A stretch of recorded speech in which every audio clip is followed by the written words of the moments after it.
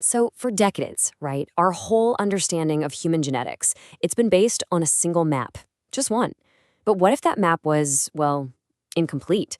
A huge revolution is happening right now, and it's taking us from that single map to a massive, dynamic atlas of our entire species. Yeah, for over 20 years, ever since we first sequenced the human genome, science has pretty much relied on just one reference genome. You can think of it as the foundational blueprint for, well, everything. All genetic research, from figuring out diseases to tracing our own history. And that's the big question, isn't it? What if that map was missing entire continents? Because for years, the answer was, yeah, it was. Our single map, as revolutionary as it was just fundamentally incomplete. I mean, it was based on just a handful of people, which meant it left these huge continents of human genetic diversity totally uncharted. So, before we can really appreciate why we need this new atlas, we've got to dive into the limits of our old map. What was actually wrong with it? This quote here, it perfectly explains the problem with what's called the street lamp effect. It's a great analogy. Imagine you lost your keys at night. Where do you look? Well, you only look under the street lamp, right? Because that's where the light is. You can only find what the light reveals. Our old reference genome, that was our one street lamp. We were completely missing everything that fell outside its tiny beam of light.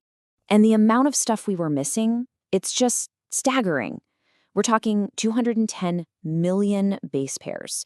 Those are the letters of our genetic code that were just gaps or total unknowns or, and you're not going to believe this, just computer-simulated placeholders, not even real data. And this is so important because this wasn't just some tiny oversight. It meant we were systematically blind to these huge, large-scale genetic differences. They're called structural variants, or SVs. We're talking about the big stuff, major rearrangements, deletions, duplications, that are actually way more likely to affect how our genes function than the little single-letter changes we've spent so much time looking at. Okay, so how do you fix a map that's missing entire continents? Simple. You build a complete atlas. And that's exactly what this amazing group, the Human Pangenome Reference Consortium, or HPRC for short, set out to do. And their mission was, incredibly ambitious. They kicked things off by sequencing the genomes of 47 different people from really diverse backgrounds. And they didn't just do a quick scan. They created these super high-quality, fully phased assemblies, which means they mapped the DNA from both parents. Then they wove all those individual maps together to create this new thing, a pangenome. And get this is just the start. They're already expanding to 350 people to make this atlas even richer. So what does a pangenome even look like? The best way to get it is to go back to our map analogy. The old genome, that was like a single flat road, one way to get from A to B. But the new pangenome, it's a graph. Think of it like an entire interconnected network of roads. It's got all the highways, all the scenic alternate routes, all the variations that actually exist out there. And here, you can actually see what that network looks like. It's not one straight line at all, is it?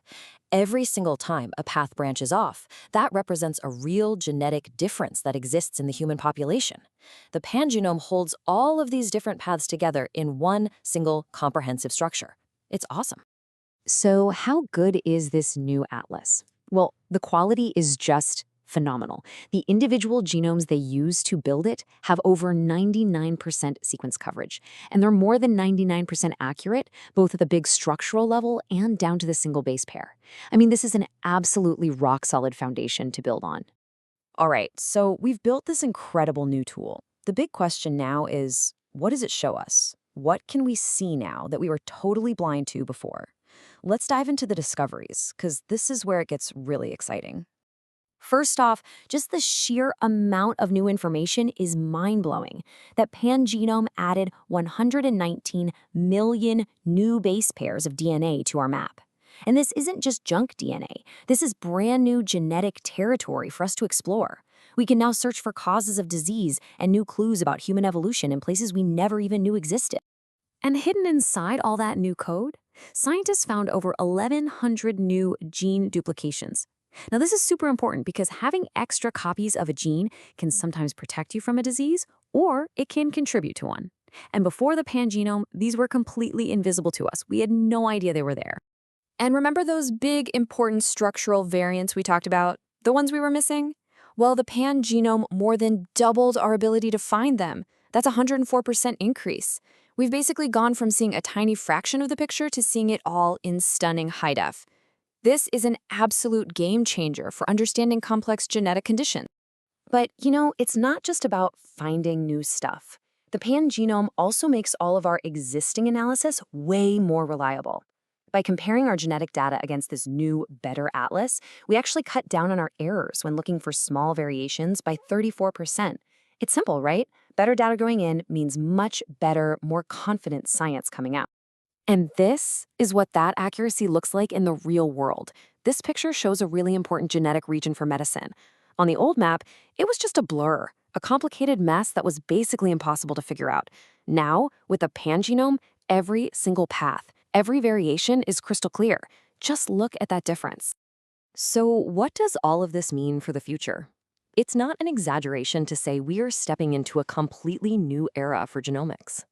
And the thing to really get here is that the pangenome isn't just a static atlas sitting on a shelf. It's a powerful, active tool.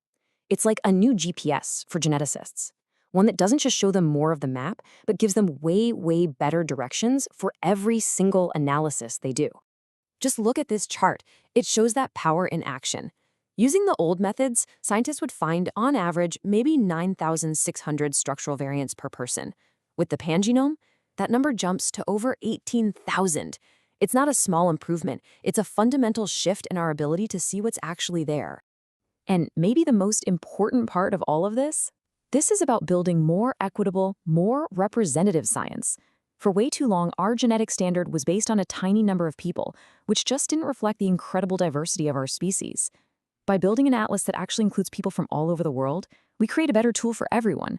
It helps reduce those biases that can lead to health disparities and really paves the way for a future of medicine that's truly personalized for all of us. So, let's wrap this up. What is a pangenome? It's a totally new kind of reference. It's not a single, flat, linear sequence. It's a rich, complex graph that finally captures the amazing diversity of our entire species. It truly is our new genetic atlas. This whole breakthrough just opens up a universe of new questions. What new secrets about our health, our evolution, about disease are we going to uncover now? For the very first time, we're not just looking under one lonely street lamp anymore. We finally have a map to the entire city.